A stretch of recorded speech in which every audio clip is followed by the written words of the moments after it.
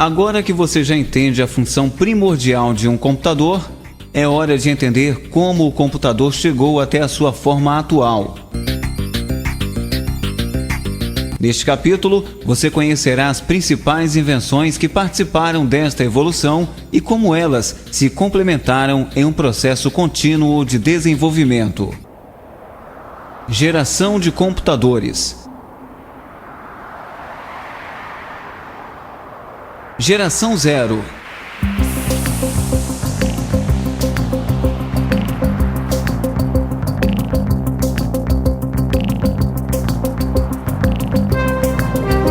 Desde os primórdios da humanidade, o ser humano vem buscando criar uma série de auxílios para ajudá-lo em suas necessidades de cálculo e resolução de problemas. Os homens primitivos não tinham necessidade de contar, pois o que necessitavam para sua sobrevivência era retirado da própria natureza. A necessidade de contar começou com o desenvolvimento das atividades humanas, quando o homem foi deixando de ser pescador e coletor de alimentos para fixar-se no solo. O homem começou a plantar, produzir alimentos, construir casas, proteções e fortificações, e passou a domesticar animais, usando os mesmos para obter a lã e o leite, tornando-se criador de animais domésticos, o que trouxe profundas modificações na vida humana. As primeiras formas de agricultura de que se tem notícia foram criadas há cerca de 10 mil anos na região que hoje é denominada Oriente Médio. A agricultura passou então a exigir o conhecimento do tempo, das estações do ano e das fases da lua. Assim, começaram a surgir as primeiras formas de calendário. No pastoreio, o pastor usava várias formas para controlar o seu rebanho. Pela manhã, ele soltava os seus carneiros e analisava ao final da tarde se algum tinha sido roubado, fugido, se perdido do rebanho ou se havia sido acrescentado um novo carneiro ao rebanho. Assim, eles tinham a correspondência 1 a 1, onde cada carneiro correspondia a uma pedrinha que era armazenada em um saco.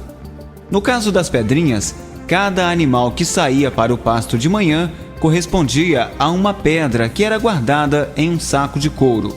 No final do dia, quando os animais voltavam do pasto, era feita a correspondência inversa, onde para cada animal que retornava era retirada uma pedra do saco. Se no final do dia sobrasse alguma pedra, é porque faltava algum dos animais, e se algum fosse acrescentado ao rebanho, era só acrescentar mais uma pedra. A palavra que usamos hoje, cálculo, é derivada da palavra latina calculus, que significa pedra pequena. A correspondência unidade a unidade não era feita somente com pedras, mas eram usados também nós em cordas, marcas nas paredes, talhos em ossos, desenhos nas cavernas e outros tipos de marcação. Devido às limitações mentais dos homens primitivos, eles necessitaram com o tempo de criar uma série de auxílios para ajudá-los em sua crescente necessidade de calcular. Uma das ferramentas mais antigas já criadas para ajudar o homem a calcular foi o ábaco. O ábaco surgiu aproximadamente há 4.000 anos antes de Cristo. Em sua versão original, ele era formado por uma placa de argila onde se escreviam algarismos que auxiliavam nos cálculos. Após aprimoramentos, cerca de 200 anos antes de Cristo, o ábaco era constituído por uma moldura retangular de madeira com varetas paralelas e pedras deslizantes. Um dos ábacos mais populares foi desenvolvido na China, foi chamado de Suanpan e era usado para adições e subtrações. Passaram-se séculos sem que qualquer invenção ficasse registrada, até que fossem criados os bastões de Napier no final do século XVI. Eram tabelas móveis de multiplicação e divisão feitas de marfim.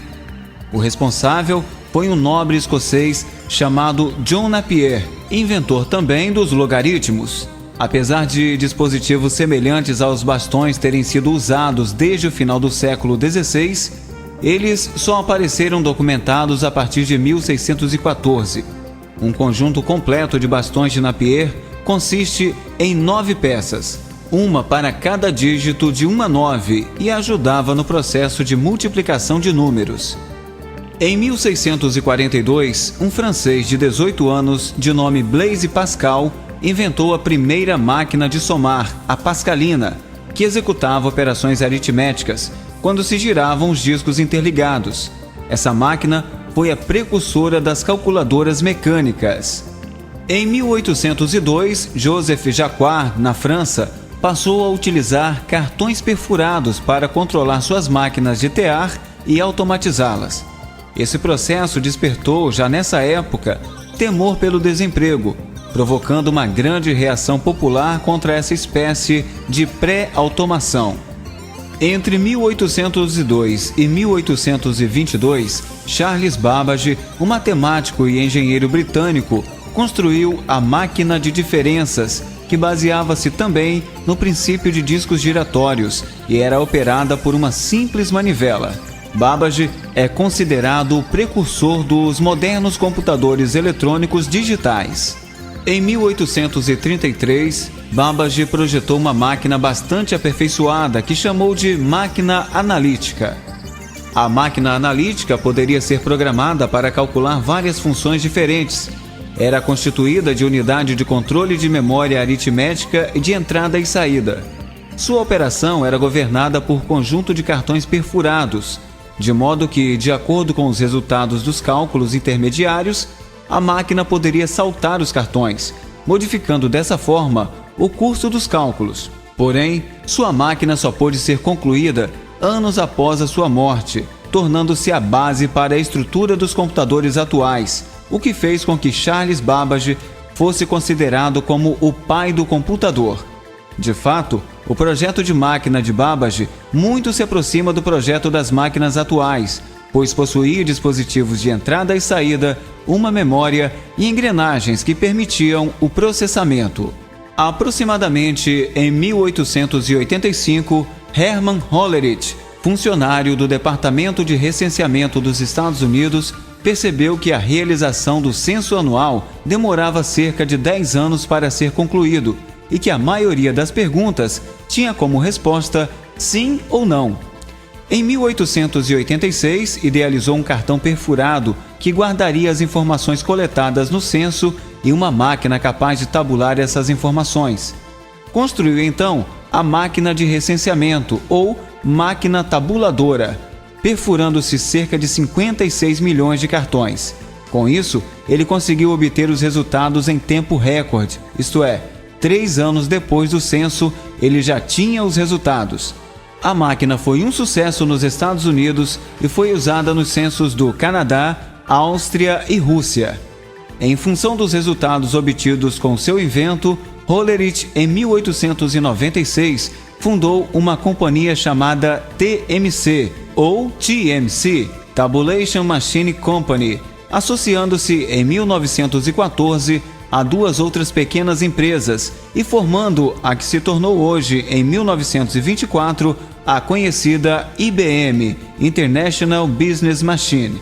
Com a chegada da Segunda Guerra Mundial, houve a necessidade de se projetar máquinas capazes de executar cálculos balísticos com rapidez e precisão para serem utilizadas na indústria bélica.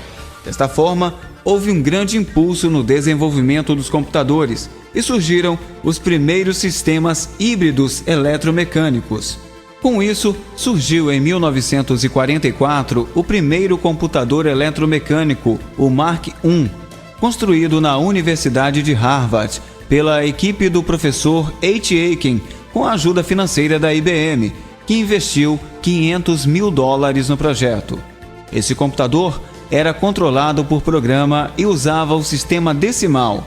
Tinha cerca de 15 metros de comprimento e 2,5 metros de altura e era envolvido por uma caixa de vidro e de aço inoxidável brilhante. Após ele, foi iniciado o projeto de um computador totalmente eletrônico, iniciando a primeira geração de computadores.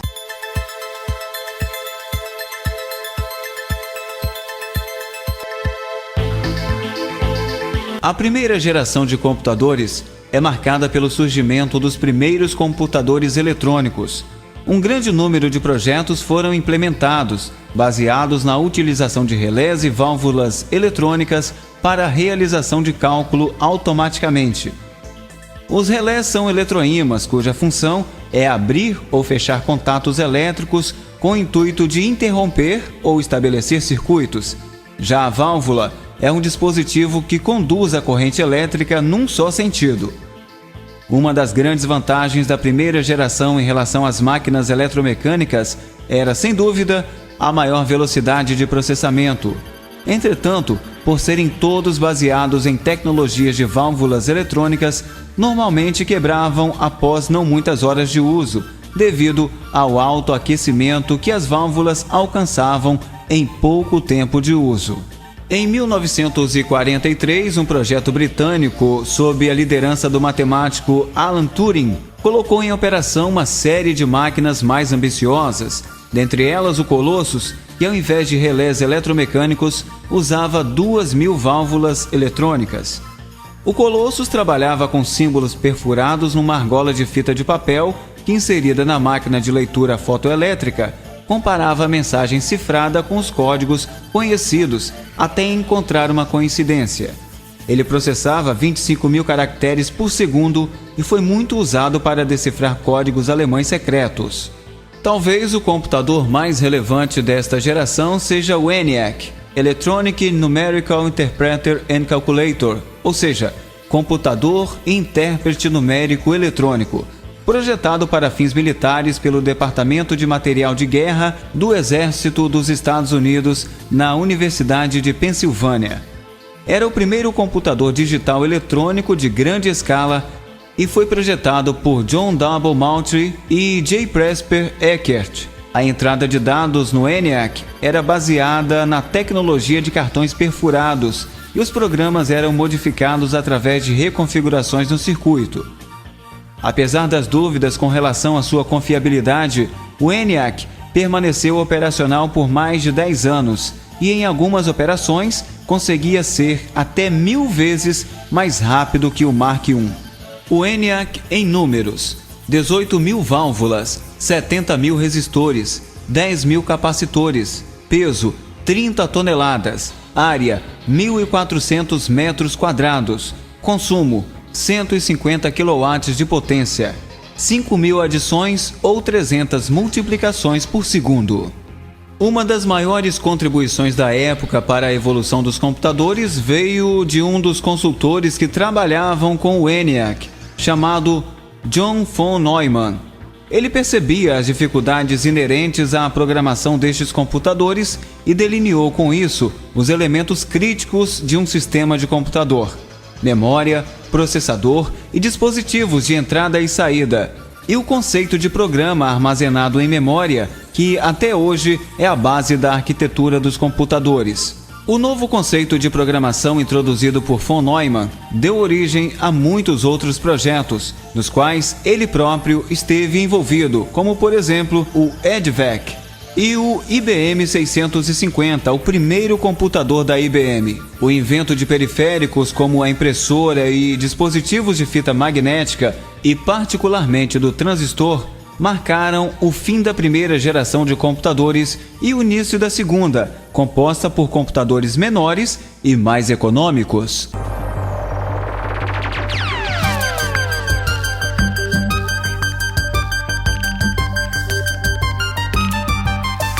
A segunda geração foi marcada por computadores transistorizados, ou seja, que usavam um componente eletrônico chamado transistor.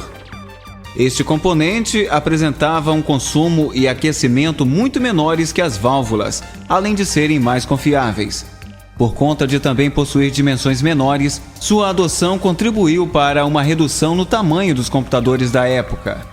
Em 1952, John Moultrie e Presper Eckert abriram sua própria firma na Filadélfia e criaram o UNIVAC, Universal Automatic Computer, ou seja, computador automático universal, destinado ao uso comercial. Máquina eletrônica de programa armazenado que recebia instruções de uma fita magnética de alta velocidade ao invés dos cartões perfurados. O UNIVAC foi utilizado para prever os resultados de uma eleição presidencial. O UNIVAC marcou também o surgimento de dois periféricos, o Unityper e Uniprinter.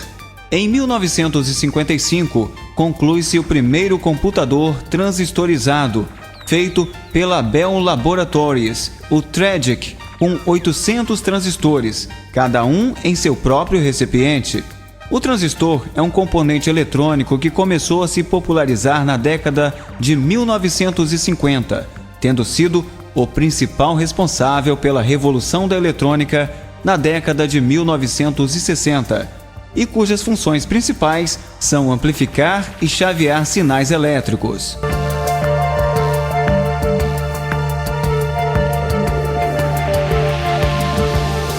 De 1958 a 1959, Robert Noyce, Jim Verne, Jack Kilby e Kurt Lehovec participaram do projeto de desenvolvimento do primeiro CI, o circuito integrado. O circuito integrado é um conjunto de transistores e outros componentes eletrônicos miniaturizados e montados numa única pastilha de silício. A tecnologia dos circuitos integrados, que permitiu a substituição de dezenas de transistores numa única peça de silício, viabilizou o surgimento de computadores de menores dimensões, mais rápidos e menos caros. Em 1960, a IBM lança o IBM 360, cuja série marcou uma nova tendência na construção de computadores com o uso de CI. Os computadores desta série eram mais poderosos e baratos e aceitavam uma grande variedade de periféricos, tornando-se com isso um enorme sucesso comercial. Em 1965, a Digital Equipment introduz o PDP-8, primeiro mini computador comercial com preço competitivo. Naquela época, o nível de integração existente nos chips era de pequena escala de integração, SSI, Small Scale of Integration, com a qual cerca de 1000 transistores podiam integrar-se no circuito de uma pastilha. Com o passar dos anos, foram desenvolvidas escalas maiores de integração, de forma a conseguir alocar mais transistores em uma mesma pastilha de silício. Um outro computador dessa geração que conheceu grande sucesso, particularmente nas universidades e centros de pesquisa, foi o mini computador da série PDP-11.